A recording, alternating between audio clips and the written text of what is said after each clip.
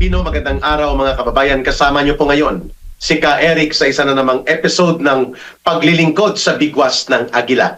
Hindi pa po natin makakasama ngayon si Dr. Lorraine Marie Badoy sapagkat mayroon po siyang mga schedule na nag-conflict po sa ating episode today ng bigwas ng Agila. But nonetheless, mapalad po tayo at makakasama natin ang isa po sa kinikilalang matatag na leader ng oposisyon sa hanay ng mga mamamayang Pilipino na nagtatanggol ng kabutihan at mabuting pamamahala laban sa pandarambong, laban sa korupsyon at pagtatanggol sa karapatan ng mga mamamayan.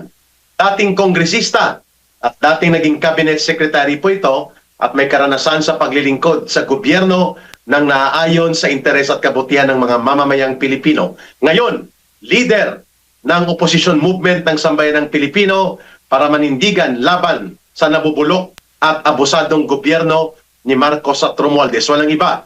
Kasama natin ngayon si dating congressman, dating secretary, Congressman Mike Defensor. Sir, Congressman Mike, welcome sa Bigwas ng Agila.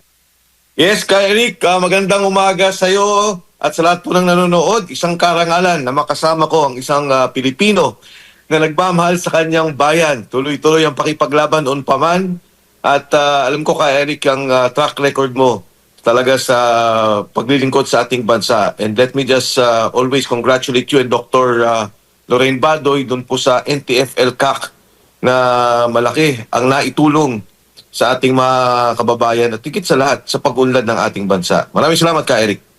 Thank you so much, Congressman Mike, for those kind words and very inspiring solidarity message sa pangbukas ng ating Bigwas ng Agila. Congressman Mike, first things first, why are you being singled out? Of all the opposition leaders, ikaw ang itinuturo na pasimuno daw dito sa paglantad ng former soldiers na tinuturing ng mga mamamayan, the real brave whistleblowers, the real brave men na nanindigan para sa kabutihan ng mamamayan. At subalit, instead na pakinggan ang katotohanan ng kwento at ang paglalahad ng salaysay para sa totoong mga pagbubuo ng tamang pagtingin sa kung bakit may pandarambong na nagaganap, ikaw at sila ang binabalikan at iniipit at tudutudong panunupil ang ginagawa sa iyo ng administrasyong Marcos Romualdez. Yun ang tawag sa kanila. Imbis na Marcos Duterte sana na tandem, Marcos Romualdez. Congressman Mike, please tell our people, bakit ikaw ang sinisingle out, kagaya din ni Ka Eric? Ikaw ang puno ng mga atake, intriga, panunupil at pati ngayon kaso at pagkakaroon ng threat sa seguridad mo at sa pamilya mo. Alam mo, Ka Eric, ang katotohanan, ako'y nanahimik ng matagal na panahon. In fact, noon pa man nakikita ko na kayo, no? Nagsasalita na, lumalabas na, at kini-question yung mga pulisya ng ating gobyerno. Ako naman nadamay dyan noong lumabas si Sergeant Gutesa. Nung lumabas yung taong yan, hindi ko naman siya kilala. Nagpakilala lang isang malapit kong kaibigan at pinakilala ko kay Senator Marcoleta. Nung magsalita si Sergeant Gutesa, ang itinuro niya, dahil yun naman ang kanyang nalalaman doon sa mga panahon yun, ay ang delivery ng pera kay Speaker Martin Romualdez. Kung nare-recall mo, Ka Eric, at kung titingnan mo yung mga nakaraang kong mga pananalita, ang sinasabi ko, si Speaker Martin Romualdez ay dapat ipatawag sa Blue Ribbon Committee hearing. Hindi ko naman inaasahan na magsalita si Saldico. At ang sinabi ni Saldico, totoo ang sinasabi ni Sergeant Gutesa, at ang delivery ng pera ay hindi lang kay Martin Romualdez, kundi siya mismo ang nag-aayos ng pondo para kay Pangulong Bongbong Marcos. Ayun. Noong magsalita na siya dyan, nagsalita na rin ako. Dahil alam mo naman, si Saldico ay chairman ng Committee on Appropriations. At pinakita naman niya, nilabas niya yung dokumento na ito yung mga ledger kung saan naglagay ng pondo ang Pangulong Bongbong Marcos. At sinabi rin niya na may ledger siya o yung sulat na libro na kung saan nilalagay niya yung mga delivery. Kaya ito, Ka Eric, nung magsalita si Senator Dante Marcoleta, binanggit yung aking pangalan, nagsimula na hindi ko na mahinto ang aking paglahok doon sa nangyari sa ating bansa. Alam mo, napakahirap na pumasok katulad ng ginagawa nyo nung una pa man, no? Simula pa lang, kayo na yan, Ka Eric, kayo ni Dr. Lorraine Badoy. Dahil ako'y nasa pribado eh. At hindi naman ako kongresista, hindi ako senador. Hindi rin naman ako kasama sa mga senador na kasapi ni Pangulong Duterte. Hindi rin ako kasama doon sa mga kongresista na kasapi ni Pangulong Duterte. Mhm. Basta ang alam ko, nung nag-eleksyon, kinampihan ko si Pangulong Bongbong Marcos at si Vice President Inday Sara Duterte. Pero nung makita ko yung grabe, kasistematiko at malawakang korupsyon sa ating bansa, hindi na ako tumigil na magsalita. Dahil ang aking pakiramdam, kung hindi tayo magsasalita, kung hindi tayo kikilos, kung hindi tayo gagalaw, ay wala na magsasalita tungkol sa bagay na to. Bakit? Paano nadamay ang Kongreso? Nadamay ang Senado? Nadamay ang mga kabinete? Doon sa delivery ng pera na sinasabi ng mga sundalo, hindi lang si Sergeant Cotesa, kundi maging ang 18 Marines. Kaya, ang nangyari, nagkaroon ng leadership vacuum. Kaya ako, kahit na ayoko magsalita, at palagay ko naman, ka Eric, ang dami pang pwede na magsalita, na merong titulo at merong responsibilidad sa ngayon, ang katulad natin, ka Eric Celis, Doc Lorraine Badoy, ang katulad ko, na nasa pribado, ay napipilitan talaga magsalita at mapaliwanag sa tao kung anong nangyari sa bansa natin, ang malawakang korupsyon na dapat nating ihinto. Ayun. Malinaw ang binanggit ni Congressman Mike. Nothing is personal against Martin Romualdez, against Bongbong Marcos Jr. It's all about the country. It's all about standing up and speaking out for what is right. At Congressman Mike, hinangaan ka po ng taong bayan nung panahon na ikaw ay nanindigan din na ituwid ang pagkakamali sa gobyerno noong panahon na sumambulat din ang iskandalo ng Wetting Gate o yung ERAP Resign movement na naging movement ng mga Pilipino, which you were part of that mula sa simula upang maituwid at maiayos ang gobyerno. And this is nothing new to you. Given your track record as a respected at matapang na student leader sa UP at sa kilusan ng kabataan at estudyante when you were young. Pero ngayon nakita ko pati asawa mo, pati ang iyong pamilya binitbit na sa NBI, hinaharas ka na, at pati na ang personal na seguridad mo, at ngayon ay para bagang bumalik. Walang formal na deklarasyon ng martial law, pero yung instrumentalidad ng martial law, nararanasan ng kagaya natin na patuloy na pinipili ang landas ng pagsasalita sa katotohanan at makikipagkaisa sa mamamayan na nilulupig ng abusado at korap na gobyerno. How do you find yourself right now sa ganitong kalagayan mo na pati na si misis mo ay iniintriga na at pati na ang personal, private, legitimate economic venture ng pamilya mo iniipit na hindi naman ito ginagawa ng mga iba pang gobyerno like kay Pangulong Duterte, marami siyang kritiko, pero never niyang hinapol ng personal na panggigipit at panunupil ang mga kritiko niya sa politika at sa kanyang administrasyon. Congressman Mike. Tama yan, ka Eric. Yan ang isang nakakalungkot na bagay sa ginagawa ng administrasyon sa ngayon. Maging nabanggit mo nung kay Pangulong ERAP, wala namang naging ganyan eh. In fact, kay Pangulong ERAP pa nga nun, ang nangyayari, di ba may mga budget ng mga distrito, hindi niya ginipit yung mga taga Quezon City, yung mga taga 3rd District. Para baga ang ibig kong sabihin, siguro, sige, kalaban ka namin sa politika, Mike, pero pagdating dito sa kinakailangan ng mga tao, ay wala kaming isasakripisyo. Hindi naman namin yan gagawin personal. At yan, I give it to President ERAP yung ginawang ganyan. Pero Mike, sa ngayon, excuse me, yes. because during that time, you were the congressman of 3rd District. Ako ka, Eric, hindi lang congressman, pero ako ang pumirma at nag-endorse ng impeachment. Ayun, Diba? go. Oo. Mhm. So, ngayon, yung nakikita natin na ginagawa nilang panggigipit, katulad na banggit mo, kailan lang, about 1 week ago, sinara yung aming quarry operations sa Montalban, Rizal. Mga 30 ang quarry operations dyan, pero ang mga merong national license or yung MPSA, siguro mga 5 lang kami. Doon sa 5, 2 lang o 3 ang talagang nag-ooperate. Ang mabigat doon sa ginawa nila, ni wala man lang investigasyon, walang batayan, pumunta lang doon.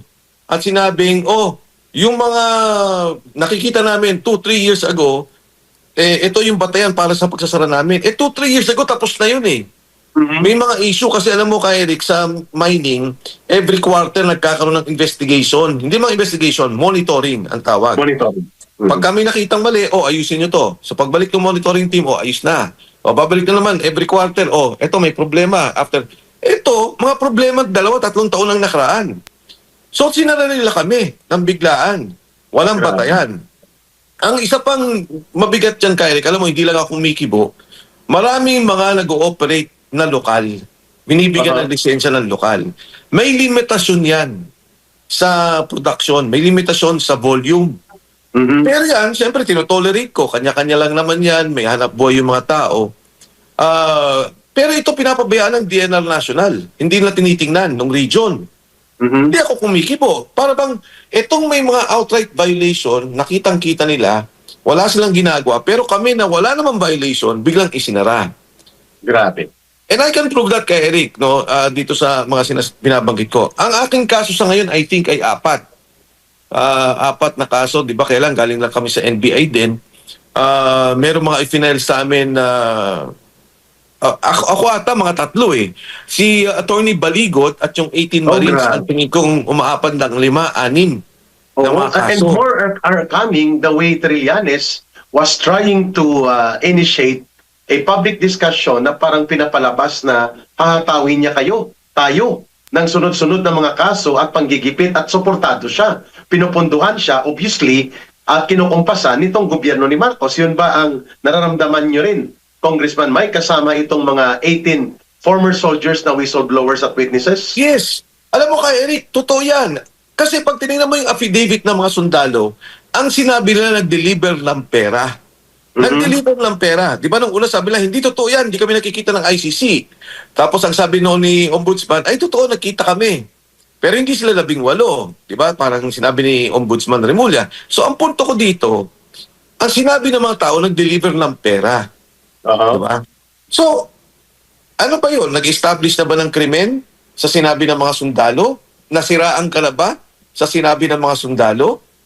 Kasi ganun yung di ba? Ngayon, para gipitin mo sila at sabihin na invento yan o hindi yan totoo, tingin ko hindi dapat yun ang direksyon ng ginagawa na pinafila nila. Kung ako yun, ipatawag ninyo sa Senado.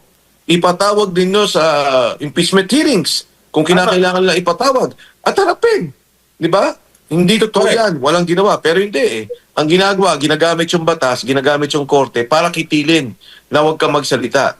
Na ang katotohanan naman, sabi nga, tinanong ako eh, wala naman sinabi yung mga sundalo na nagnakaw ka, yung mga dinilibiran. Sabi ko, wala naman eh.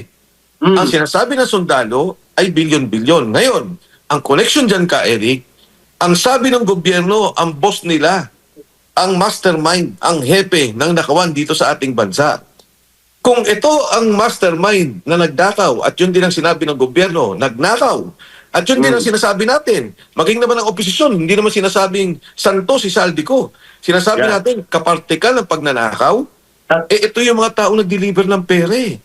Ngayon nagsasalita yung nag-deliver ng pera, ang sinasabi ninyo, sinungaling. Nung nagsalita yung nag-deliver ng pera, ang sinasabi nyo, hindi katotohanan. Ano ba talaga totoo? Saan ba tayo papunta? Pag pinatawag nila yung 18 Marines ka, Eric, magugulat sila.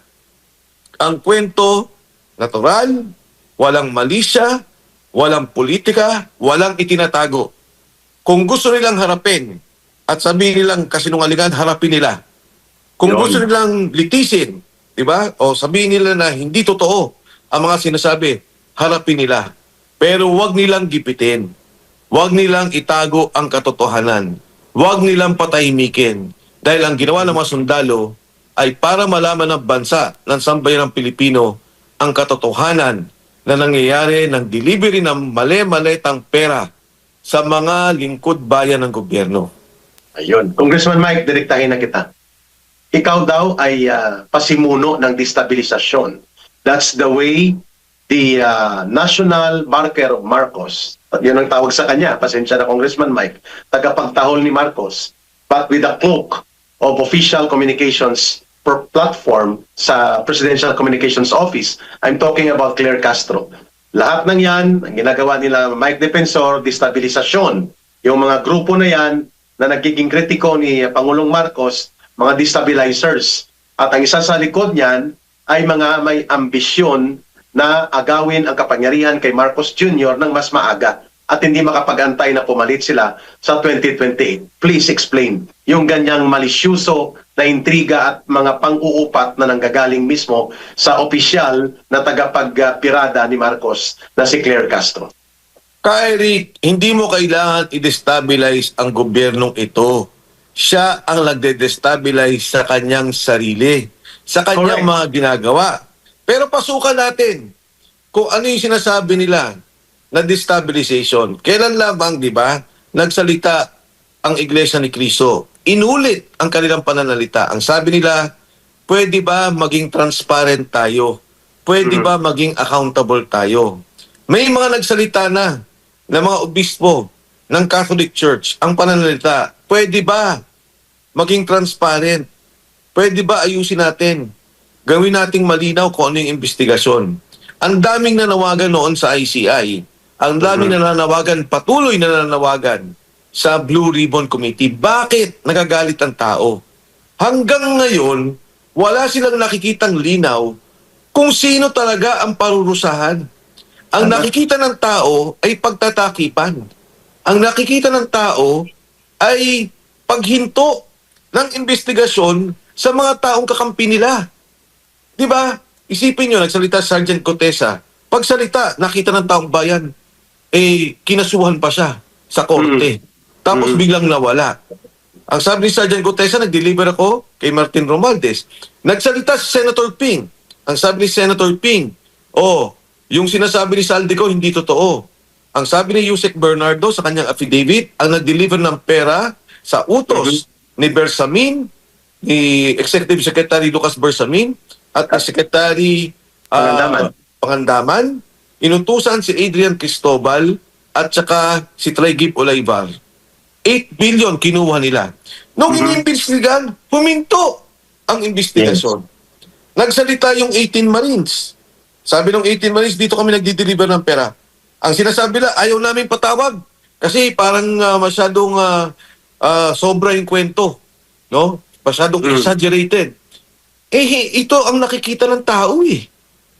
Kung talagang sincero ang Pangulo na imbestigahan at mahiya naman kayo, dapat pa nga matuwa si Claire Castro na tumutulong tayong kumuha ng ebidensya para ilabas ang katotohanan tungkol dito sa nakawan.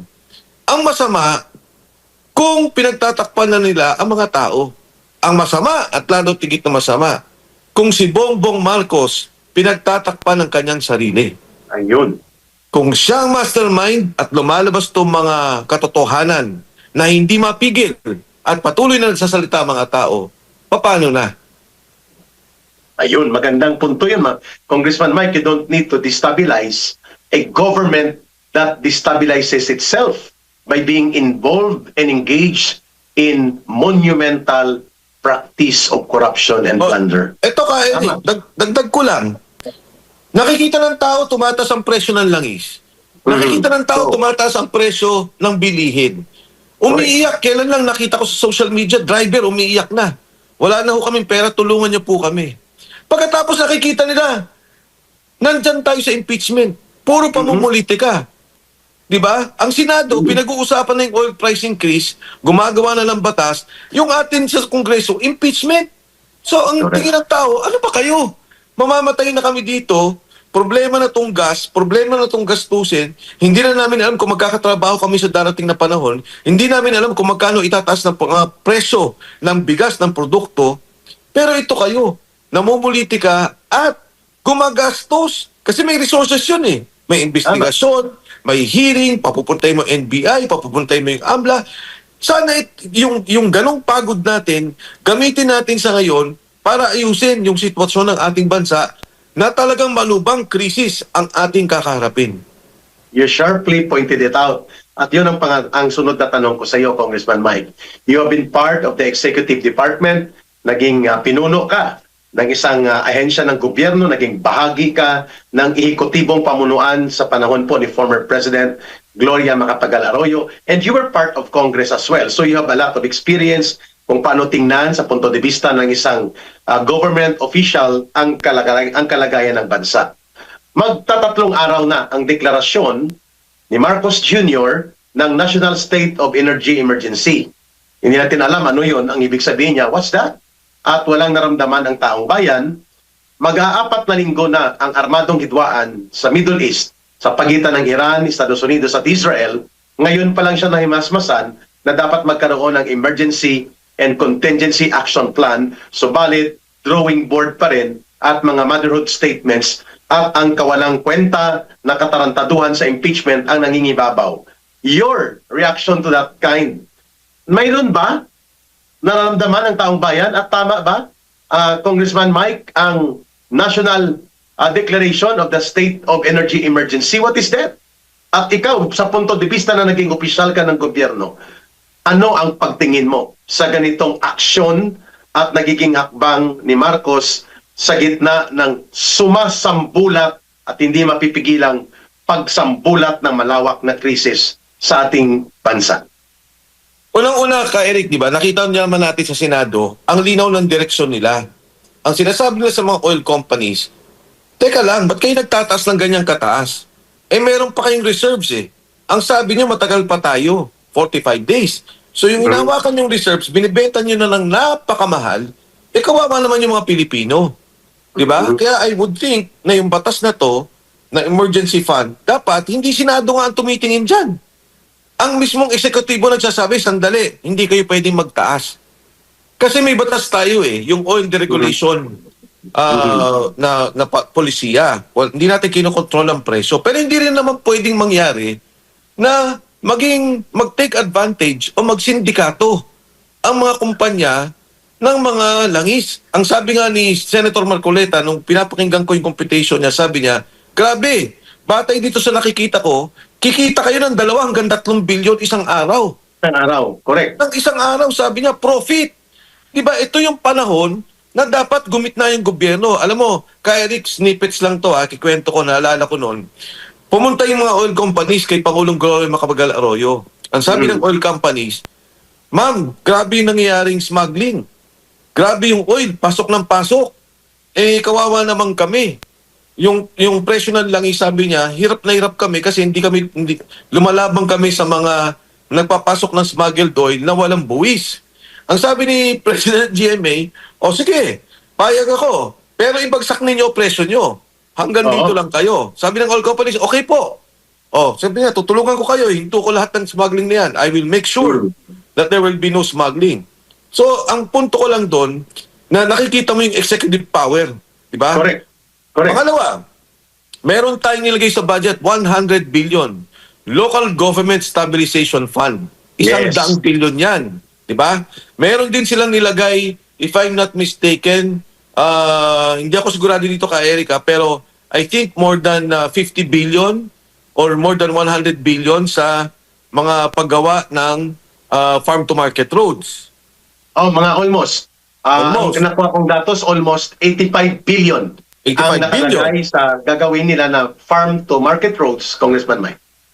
So, di ba dapat, tingnan na natin ngayon yung budget, katulad nung nangyari ng COVID, nung nakita na natin, teka lang, hinto muna tayo sa infrastructure, mag-focus muna tayo dun sa mga pangangailangan. Hindi naman kailangan galawin yung buo eh. Ang pinupunta lang natin, meron tayo dating oil price stabilization fund. OPSF. Pwede natin makontrol. Yes, OPSF. Na pwede tayong mag-control dyan para maitulong sa kanila. Pagdating sa oil companies, i-control natin ang pagtaas ng presyo. Batay dun sa pag-aaral natin, doon sa stockpile nila o inventory, at doon sa mga darating na pagtaas ng presyo sa darating na panahon. Tulungan natin yung ating mga drivers. Paano ba natin aayusin o i-rationalize na dapat kumita sila? Kasi ang presyo ng langis pwedeng automatic at wala tayong control. Pero ang nakakalungkot sa mga driver, hindi sila automatic. May control yung kanila. So pag nagtaas yung presyo ng langis, hindi sila pwede magtaas ng presyo noon sa transportasyon. Correct. Kaya doon naiiyak yung mga drivers natin. Kaya tingnan mo yung batas to, yung malalaking kumpanya, immediately deregulated, pwede sila. Pero yung maliliit na mga operators at drivers, hindi naman na pwedeng itaas. No? Hindi na pwede at control. Tama yung binanggit mo. Yung mga presyo ng bilihin, yung presyo ng bigas, di ba? Ayan pa. Higit sa lahat. Dapat nakokontrol na natin sa ngayon pa lamang to. Ito yung mga batayan na kailangan nating isagawa ng gobyerno o pag-aralan. Hindi ko naman sinasabi, baka may ginagawa sila. Ang mahirap lang kay Eric kasi, wala tayong makitang malinaw na pagsasaad ng mga plano. Yes, wala.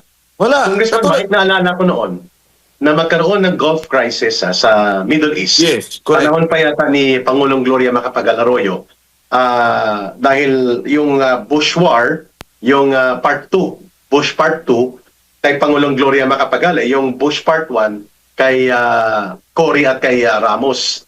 Yung unang Gulf War, 91-92. Yung pangalawang Gulf War, 2002-2003. Congressman Mike hanggang 2004. Si Pangulong Gloria Macapagal Arroyo noon sa panahon niyo, may binabanggit siya na general welfare.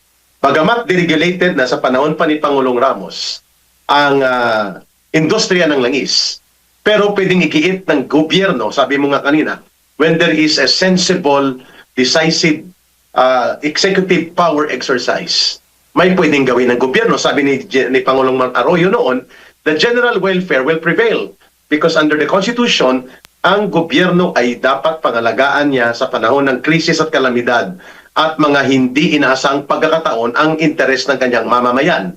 And yan ay nasa poder ng presidente na ang presyo ay pwedeng, bakit Congressman Mike, sinabi mo, ang sa ibang bansa, pareho lang tayo, bagamat may konti silang oil resources like Malaysia, Indonesia, pero 40% ang diferensya ng ating price sa kanila.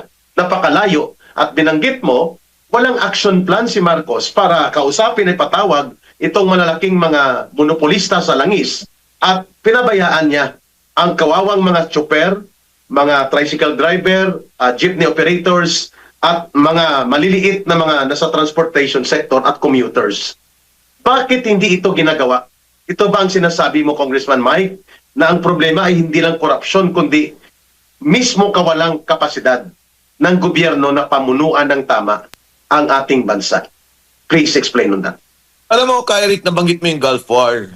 Naalala ko noon, nagkaroon kami ng pag-uusap, nagkaroon kami ng meeting. Siguro mga 15 ata yun na miyembro ng kabinete, yung mga mga in charge. Actually, in particular, yung repatriation ng ating mga OFWs. Sa bayan. Oo. So, inilatag doon. Ito ang critical areas, ito mga problema. Mula dito, ibapas namin yung mga Pilipino hanggang dito sa hotel na to. Ititira doon ng isang araw at ilalabas nila ulit. Ipapaalam. If I'm not mistaken, sa Hamas pa ata yun eh. Ipapaalam, i-exit sila, ganito. So, malinaw. Tapos may mga tanong, may mga pagkaklaro. Nung maklaro na lahat, pati yung eroplano nila, ang sabi, o sige, pagpresenta sa media. At that time, ito si General Simato. So, nagpresent siya. Sabi niya, ito ho yung that agreed by the cabinet, this will be the action plan. So, malinaw sa lahat. Malinaw sa embassy, malinaw sa mga Filipino community doon, at malinaw dito sa atin, sa DFA, kasi special task force tayo. So, may OWA at that time, and specifically in charge si General Simato. Ngayon, ang nangyari dito sa atin... At included ng Congressman Mike, if I may, included doon pati ang pag-stabilize ng oil supply sa Pilipinas at ang presyo nito. Tama po ba? Yes, yun nga papasok ako kay Eric. Nung binanggit yung mga usaping yun, repatriation, pinesent sa cabinet, no? Pinesent sa media. Ito ang plano namin. Ngayon, yung oil prices, ganun din. Ibang separate meeting naman. Ito ang sitwasyon natin sa oil prices. Ito yung mangyayari. Ito ang magiging direksyon natin. So, again, it was presented to the media. Tatlo naman ang concerns natin ngayon, Eric. Number one is yung OFWs na nasa Middle East. Ano bang critical areas? I would think, Eric, it would be South Lebanon, it would be Israel, it would Jordan. be Gaza. Tapos may secondary areas, may tertiary, kumbaga may levels of hierarchy. Kung sino mga Pilipino ang dapat nating ayusin at tulungan kaagad. At may plano. At syempre, pag inuwi dito, ano din yung magiging plano sa kanila? Tama. Pangalawa is the oil crisis. Kailangan may plano yan. Ano bang inventory natin? At saan tayo kukuha in the future? Saan tayo bibili? Diba? Do we do it as government? Meron bang private sector initiative? in place dapat yun. Ang pangatlo nating problema kay Eric would be price inflation. Paano natin ikokontrol ang presyo? Ano bang inventory natin sa ngayon? Saan ba manggagaling ang sa darating na panahon?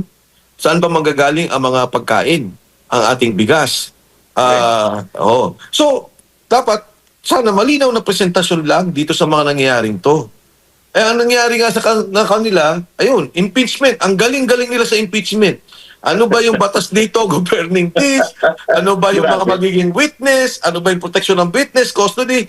Pero itong mismong problema na ang mamamayang Pilipino ang umaaray na. Wala pang ang crisis, umaaray na sa price inflation, sa mga pagtaas ng presyo ng mga bilihin. Ngayon pa na may crisis, anong gagawin natin?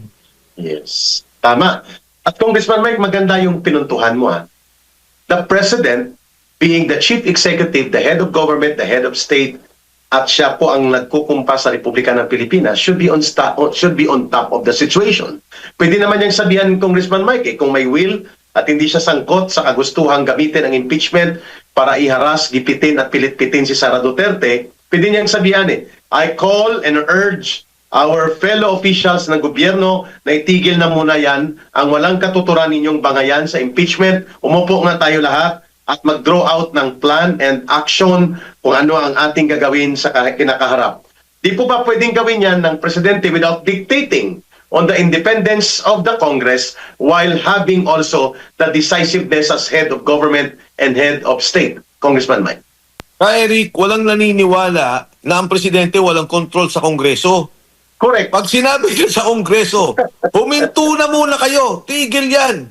Tama muna ang pamumulitika. Mag-focus tayo sa problema, susunod lahat sa kanya sa Kongreso. Totoo, sa saligang batas, independente ang Kongreso.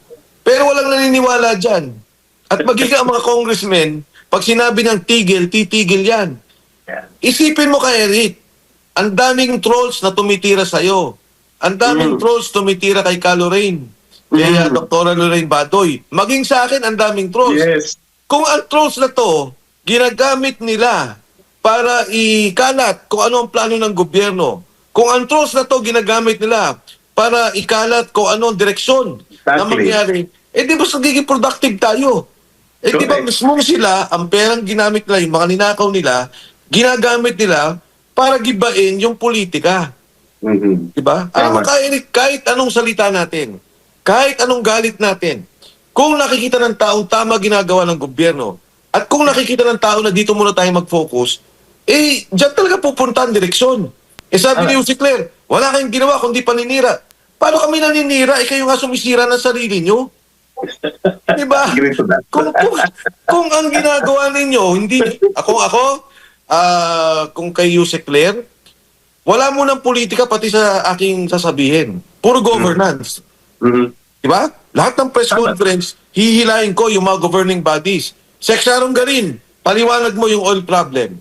Oo nga Ito direksyon natin. Nakakatakot yung sinabi niya without any explanation.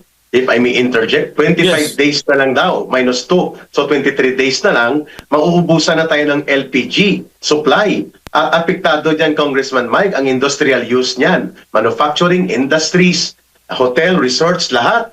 And kung ganun pala, Congressman Mike, pati na rin po ang power plant supply natin ay maapektuhan na rin po sapagkat ang diesel, accordingly ngayong araw, sabi ng DOA, ay mayroon tayong mga nasa kulang-kulang 27 days na kaya pang stretch ang kanilang buffer stocks na tinatawag.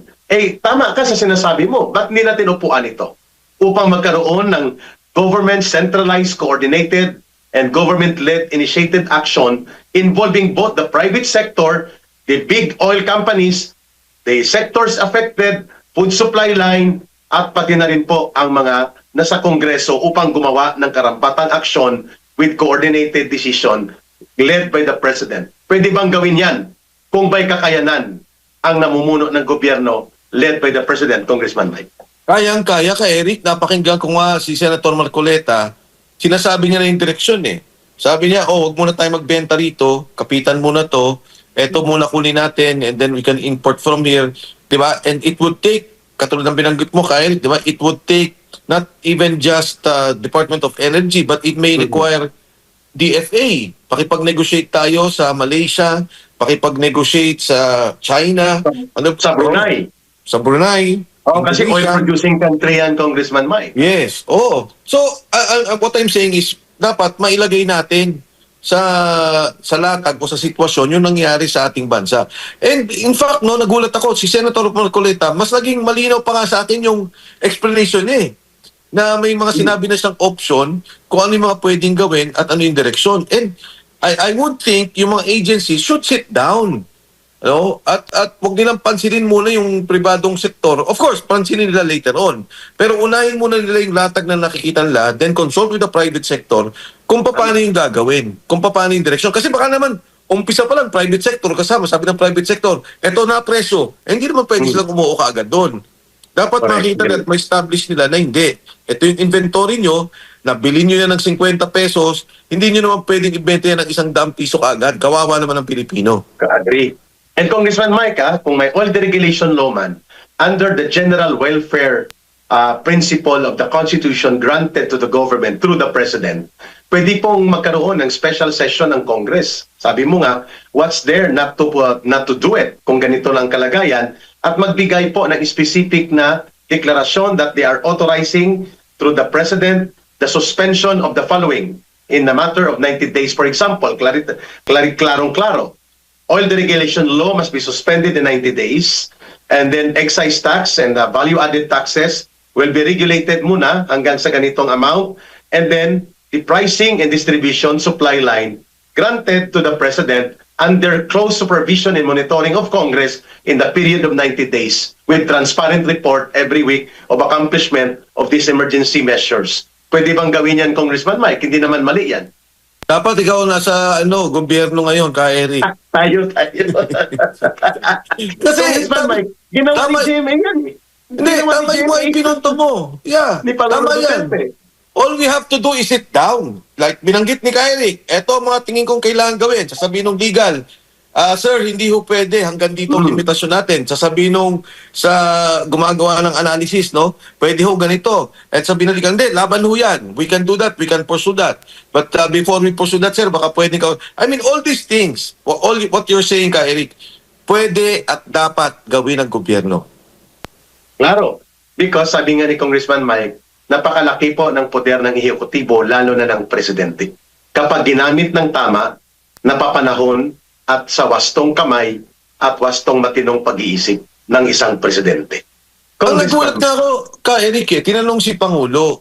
Sabi kay Pangulo, sir, is there a possibility na mag-take over tayo sa mga oil companies just in case na gumulo?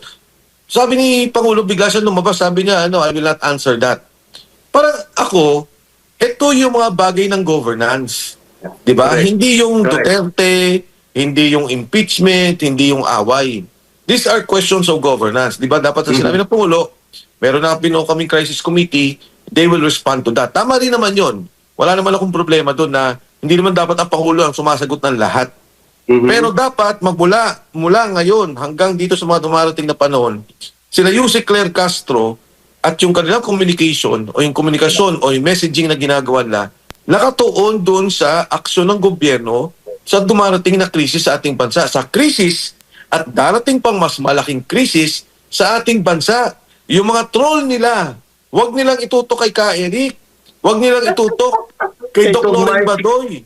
Itutok nila doon sa mensahe na kung ano ang ginagawa ng Pangulo dito sa mga problema ng pagtaas ng langis, problema ng mga driver, problema ng pagtaas ng produkto. Dahil lahat ng yan, dikit-dikit.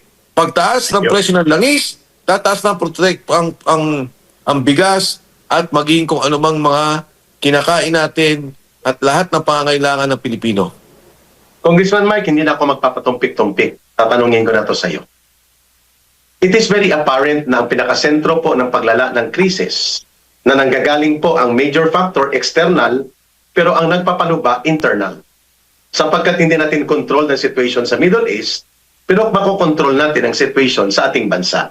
Yung external na kalagayan sa Middle East, bagamat yan po ay external factors, pero mas lalong malubha pagpasok ng external factors na to sa Pilipinas. Sapagkat ang pinaka-problema ngayon ng Pilipinas, Congressman Mike, governance. Ang tanong ko sa iyo ganito, direkta na, Brother Congressman Mike. Question of governance, natatakot pa ako by my experience and by your experience sa mass movement, na ito'y susunggaban ng CPP, NPA, NDF, ang tinatawag na objective situation, very favorable para maggatong, manulusol at magpaalsa ng tao at gatungan at palawakin ng kaguluhan for them na pwedeng magkaroon ng pag-aalsa o mas malawak na social unrest beyond simply protests na dahil gutom at kulang sa trabaho at kulang income ang tao.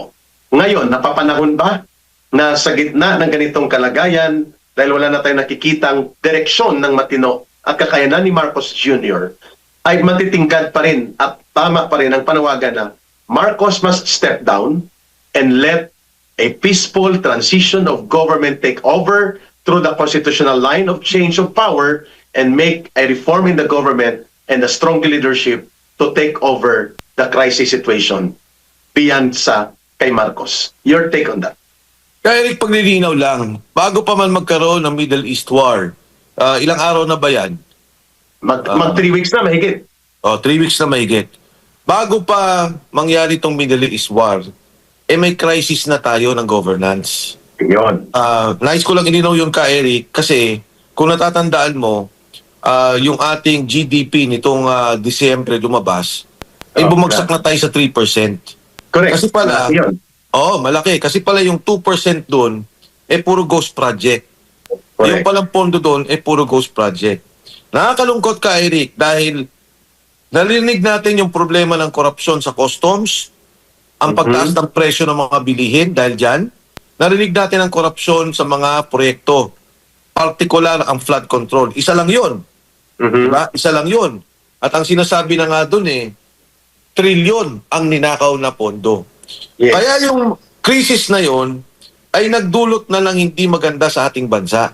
Hindi naman bumaba presyo No? Hindi. Dahil bakit? Anong sabi ni Saldico?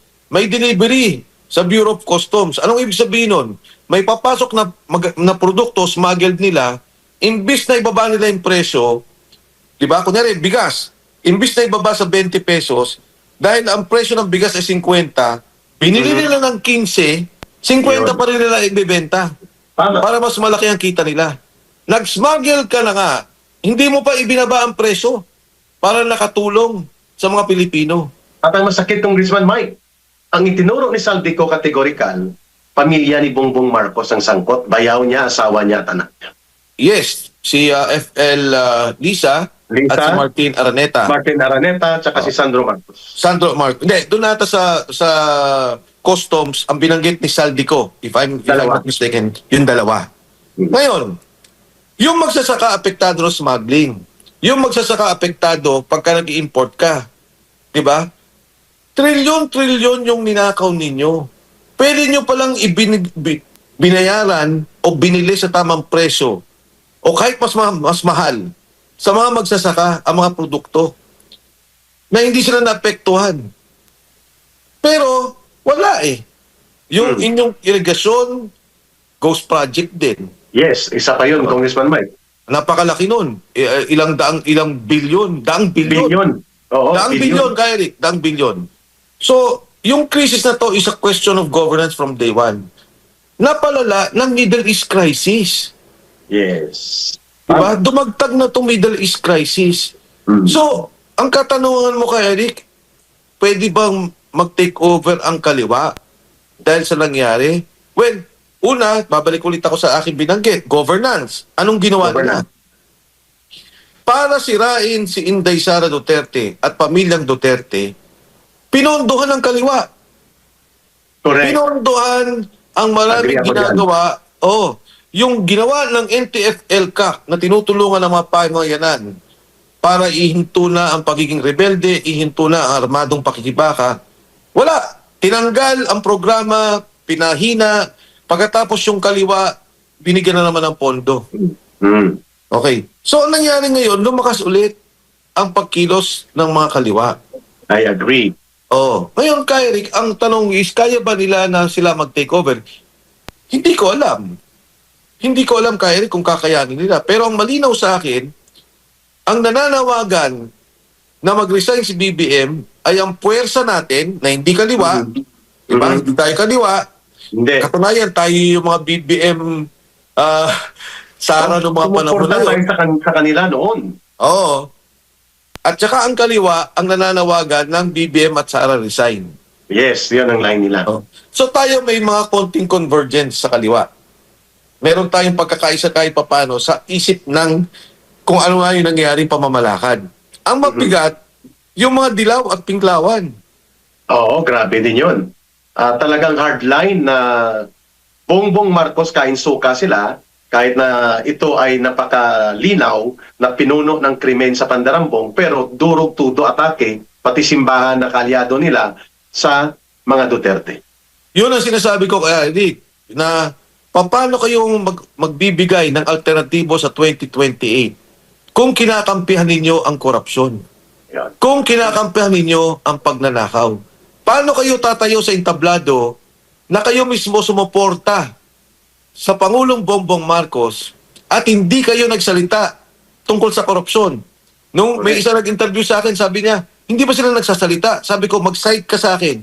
Wala. Isang beses lang na nagsalita sila laban sa korupsyon, umupo sila sa investigasyon. Wala. At tingin ng tao ay ang pagkakaisa ng mga pinklawan o dilawan sa mga Marcos, sa pagnanakaw, sa korupsyon. At ang sabi ko nga kay Eric, kaibigan ko si Pinoy, Noynoy Aquino, magmula pa Oo. Kongreso magkasabay kami. Kung buhay si Pangulong Noynoy Aquino, nagwawala yan. Siguro ngayon, habang siya'y nasa libingan, nagwawala sa ginagawa ng kanyang puwersang politika na kumakampi sa mga Marcos na dati nilang kinakalaban na at ngayon kumakampi sa gumagawa ng korupsyon sa ating bansa. I agree to that. And even si late Cory Aquino, si late Ninoy Aquino, na alam natin mga stalwart ito sa Dilaw politics, will be very, very uncomfortable in their graves. Kasama si Noynoy Aquino, sapagkat kahit mga Dilaw ang mga Aquino na yon, mga Congressman Mike, hindi nila kayang lunukin ang ganitong kalapastanganan, pang-aabuso at pandarambong na ginagawa ng lantaran laban sa mga mamamayan kahit dilaw ang politika nila. Would you agree to that? Yes. Congressman Mike? Kaya nga binabanggit ko parati ka, Eric, si Egay Erice, Oy, Eris eh. liberal yan. Pero kanya, nakikita ko sa kanya malinaw. Di ba? Malinaw yung kanyang pananaw. Categorical siya eh. Ito yung mali, ito ang nakawan, ito ang korupsyon. In fairness to Toby Chanco, Congressman Toby Toby Chanco. Chanco. Si Toby Chanco is one of the stalwarts of the administration, pero hindi niya tinotolerate ang nakawan, ang korupsyon. Maaring sa level niya, hanggang dito lang ang korupsyon, pero nagsasalita siya. Yun ang importante. Yun ang malinaw. Yun. And because of that, Congressman Mike, final question sa iyo. Ikaw daw ay gigipitin ng todo-todo dahil connected ka kay former President Gloria Macapagal Arroyo na taga-suporta naman ni Sara Duterte. Ikaw daw at tayo ay gigipitin dahil mga apologist daw tayo. According sa punto de vista ng Marcos Romualdez government, tayo daw ang mga manunulsul at mga tagapag-agitate para sa mga Duterte at power grab lang lahat ng ito. Please explain to the people, sa mamamayang Pilipino at sa makakakita nitong interview natin, kung ano ang tamang pagbubuo ng paninindigan lagpas pa sa mga Duterte o sino mang personalidad. Go ahead, Congressman Mike. Alam mo ka, Eric, ang negative rating ng Pangulo, ang galit na, dissatisfied sa nangyayari sa ating gobyerno ay 47%. 47% ng ating The highest, Congressman, the highest in the highest history of a sitting president. Yes. Kung ilalagay ko yan, yung 47%, hindi mo naman pwedeng ilagay sa 100 million yan dahil of course may mga bata dyan. Pero ilagay na natin na merong 30 million na Pilipino. O basta 47%, no? Ilagay na natin dyan. Kailangan nyo kaming ilahat ikulong. Dahil lahat kami galit. Nagkataon lang ang Eric, si Mike Defensor, may plataforma para magsalita. Nagkataon lang na kami nakakasama sa mga pagkilos. Pero pumunta ka sakali ngayon, makipag-usap ka kahit kanino, pag binigyan mo ang tao tinanong mo, binigyan mo ng pagkakataong magsalita, napakalinaw, galit. Minsan naglalakad ako, may kakamay, babate, tama ho yung ginagawa niyo. Ito, alam niyo ho, ganito nangyari, napakawalang niya. Kahit saan ka magpunta, may lalapit sa'yo. Salamat po. Tuloy niyo lang ho, nandiyan kami, nagsasalita. Maging dun sa kay Eric, pag tinignan mo yung sa mga social media, di ba? Kung minsan titingnan ko, uy, parang ano to wala akong nakita na pag pro Bongbong Marcos, puro troll. Troll talaga. Troll. Oo. Pero yung totoong tao na magsasalta, alam mo, ang mga Bongbong Marcos na mga kaibigan ko na hanggang ngayon, nasa administrasyon, diba? O kunya may simpatya, ang sinasabi na lang naman oo, mali kami. Oo, may problema kami, pero sana patapusin nyo na lang. Agree. May mga nakausap akong ganyan. Wala naman sinasabing hindi kami mali, hindi kami nagnakaw. Ang lahat sinasabi, oo, may pagkakamali. Alam mo, maraming nag-abuso kay Bongbong Marcos. Alam mo, mabait si Presidente. Maraming gumawa ng pagnanakaw. Hindi naman niya alam talaga lahat yan. Pero patapusin nyo na lang. Walang nagsabi sa atin, Eric, na kaibigan natin sa administrasyon, na nagsabing hindi nagnakaw, na nagsabing walang korupsyon, na nagsabing walang nakawan. Ang pakiusap na lang lahat, patapusin. Paano mo Mike, tatanungin kita dyan ng direkta. The more that he stays in power, according sa pulso ng mga mamamayan, mas lalong napapahamak ang buong bayan at hindi siya pwedeng magmaang-maangan sapagkat alam o hindi niya alam dahil sa kanya ang poder at kapangyarihan, ang sentro ng pananagutan, sa kanya pa rin. Your reaction? Alam mo, Erika, meron silang pondo, pinanggit ko na, local government support 100 fund. billion yun. 100 billion yon. Yung binanggit mo mga programa sa oil price stabilization, price stabilization sa mga commodities, pwede nilang gamitin yon. Pero bakit hindi nila ginagamit? Kasi gusto nilang gamitin sa politika. Kasi kunyari, bukas, Eric, ma-announce ko na, merong magaganap na rally. March 28. I-announce mo na, please. Ulitin mo, Congressman Mike, at marami itong manonood yan. Bukas po, may magaganap na pagkakaisa. Ito po ay led ng PDP District 3. Sabi nila, magkakaroon kami ng pagkakaisa, sabi nila, dito sa may harap ng Kongreso, House of Representatives, alas 4 po, SB Park. Sa may Batasan area to, Congressman Mike? Yes, harap mismo ng Batasan, pag dumaan po kayo dyan. Biruin mo naman Eric, hindi ka nagbabayad, daan-daan, libo-libo ang pupunta. Para commemoration o pagkilala sa birthday, kaarawan ng ating dating Pangulong Rodrigo Duterte. At ang pangalawa po ay pagkakaisa rin laban sa ginagawang impeachment ni Vice President Inday Sara. Biruin mo nga Eric, yung mga pagkilos na yun, wala ka namang binabayaran. Pumupunta yung mga tao, sumasama yung mga tao. Voluntary. Voluntarily. Alam mo Eric, ito kikwento ko lang yung nangyari, kinuwento mo kanina doon sa kumpanya namin. Yeah, kagabi nag-meeting kami. Gabi na, inabot kami ng ilang oras. Alam mo, because suspended kami, 100 tao ang mawawalan ng trabaho. Wow. Oo. Sabi ko sa kanila, teka lang, bakit ganon? Wala Talagang kailangan natin, pagka may suspension, magkaroon ng floating muna. Sabi ko, paano yung mga tao? Walang magiging sweldo talaga.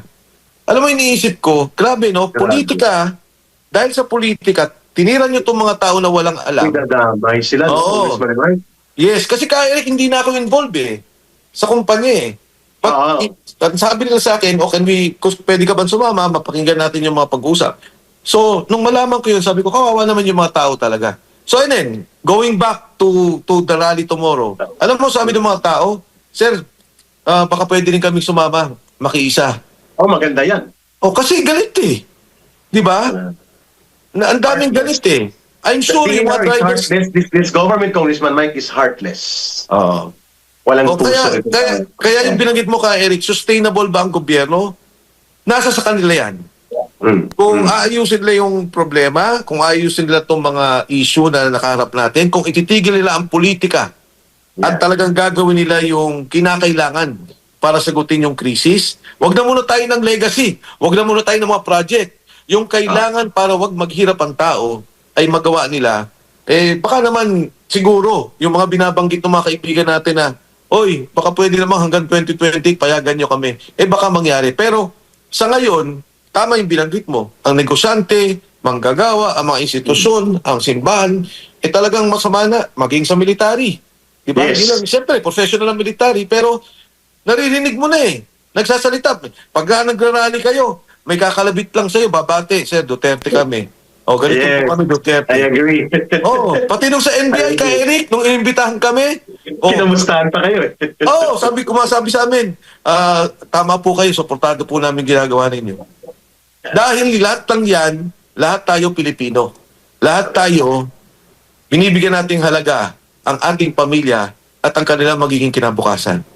I agree. Final words from Congressman Mike Defensor. Sir, you inspire people by the way you sacrifice. Pwede ka namang manahimik, remain private, you are made already, Mike Defensor ka na, and yet you choose yung mabigat na daan kung saan puno po ng paghamon, paninikil, pananakot, intimidation, at kung ano-anong harassment. At pwedeng pati mga seguridad natin, seguridad ng pamilya mo, ay nakasalang din. At alam kong alam mo yan. But bakit gawin ito ng mga mamamayang Pilipino na manindigan maging matapang at this very crucial time sa ating bansa? Go ahead, Congressman Mike. Kaya Eric, madalas na tinatanong ako, sinasabi, ano bang plano mo? May politika ka ba? Tatakbo ka pa? Ang parating sagot ko, wala po akong plano at wala po akong politika. Ang kailangan po natin sagutin, yung problema natin sa ngayon. Ano yung nangyayari sa ating bansa? Kailan lamang nagpaliwanag ako sa mga mga matatandang babae, ladies group, no, na taga Matandang Balara dito po sa amin. Ang sinasabi ko sa kanila, isipin nyo, no, yung ating PhilHealth Fund kinuha. Yung PhilHealth Fund, 60 billion, na ngayon kung may problema kayo at ma-hospital kayo, ang sasabihin ng ospital, walang pondo. Sa ibang bansa, na nauna pa tayo, ginawa ang ating PhilHealth Fund o yung insurance o siguro para sa ating kalusugan, ang binabayaran lang 10% o 10% ng kahit anong sakit. Kahit anong sakit. Cancer man yan o maliit na sakit, 10%. Sa atin po, 70 hanggang 90% binabayaran pa ho natin pagka nagkasakit tayo. Ito yung sinasabi natin kinabukasan. Kinuwento ko sa kanila, nasabi ko yung subway, dapat 2028 tapos na. Yes. Pero ngayon, dahil nga yung pondo, binaboy, kinurakot, nilagay sa flood control, madidelay po tayo at 2032 na to. Lahat ng mga programa sa Official Development Assistance, yung po mga malalaking proyekto, Panay Guimaras Road, yung ating train papuntang Bicol, 400 bilyon ang babayaran natin sa penalties pa lang. Hindi pa yung proyekto, penalties pa lang. Kaya ako nagsasalita, dahil ito yung mangyari sa ating bansa. Ngayon ko lang nakita ang ganito ka-organisado at sistematikong korupsyon. Totoo po, may mga korupsyon ng mga nakaraang administrasyon. May mga korupsyon na nangyayari. Pero ngayon lamang na ang buong pondo ng gobyerno ay inorganisa nila para magkaroon ng sistemating korupsyon at pagnanakaw sa kaban ng ating bansa. I agree to that. Ayoko po magsalita, ayoko lumabas, tama ang sabi ng Ka-Eric.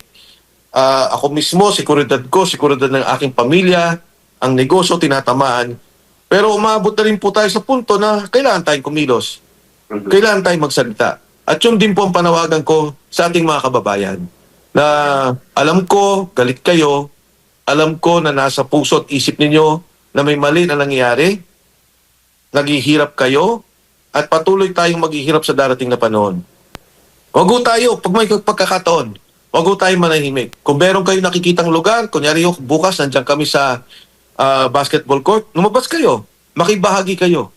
Ilabas ninyo ang inyong sentimento. Kung may pagkakataon na makakasama rin po kayo sa mapagkilos, yan lang po ang hawak natin na kapangyarihan. Na tayo magkaisa, tayo sumigaw, at tayo kumilos.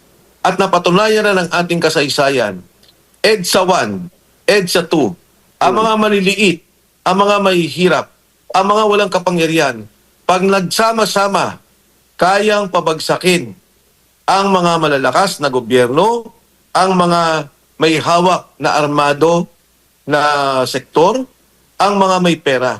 Dahil pag tayo nagsama-sama, nasa atin ang poder at nasa atin ang kapangyarihan. I agree. Well said. Former Congressman and the former Secretary Congressman Mike Defensor, ang tagapaglikha ng kasaysayan ay mamamayan. Ang tagapagpadaloy ng pagbabago ay nagkakaisang mamamayan at ang lakas ng isang gobyerno nang gagaling sa kanyang mamamayan.